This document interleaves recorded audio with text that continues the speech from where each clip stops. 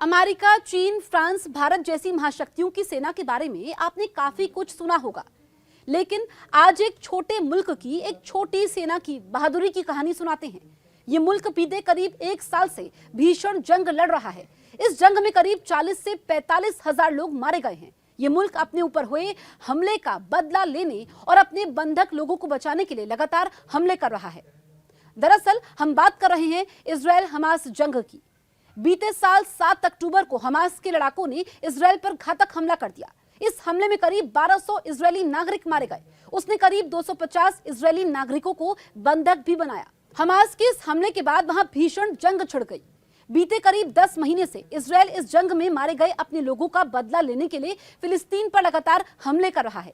उसने हमास को खत्म करने की ठान ली है। उसने अपने 1200 लोगों की हत्या के बदले अब तक 40,000 फिलिस्तीनियों और हमास के लड़ाकों को मार चुका है। वो अब भी हमास द्वारा बंधक बनाए गए अपने लोगों को छुड़ाने की कोशिश में लगा हुआ है। बीते दिनों ने उसने ऐसे ही एक बंधक को छुड़ाने में सफलता हासिल की है। वो करीब 250 दिनों से बंधक था। उस शख्स का नाम है अल-कादी। उसकी उम्र 52 साल है। वो बीते 250 दिनों से हमास के एक अंडरग्राउंड ठिकाने में बंधक बना हुआ था। वो पहला जीवित शख्स है जिसे इजरायली सेना ने हमास के कब्जे से मुक्त करवाया है। अल-कादी को रिहा करवाने के बाद एक अस्पताल में भर्ती करवाया गया है। अस्पताल से ही उसने राष्ट्रपति इसाक हेरजोग से फोन पर बात की। उसने बताया कि उसे उम्मीद नहीं थी कि वो फिर कभी आजाद हो पाएगा। अल-कादी ने बताया कि हमास ने उसे जिस जगह पर रखा था वहां करीब 108 और बंधक है। उनमें से 1/3 की मौत हो चुकी है। बचे हुए बंधक नरक की जिंदगी जी रहे हैं। उन पर असहनीय अत्याचार होता है।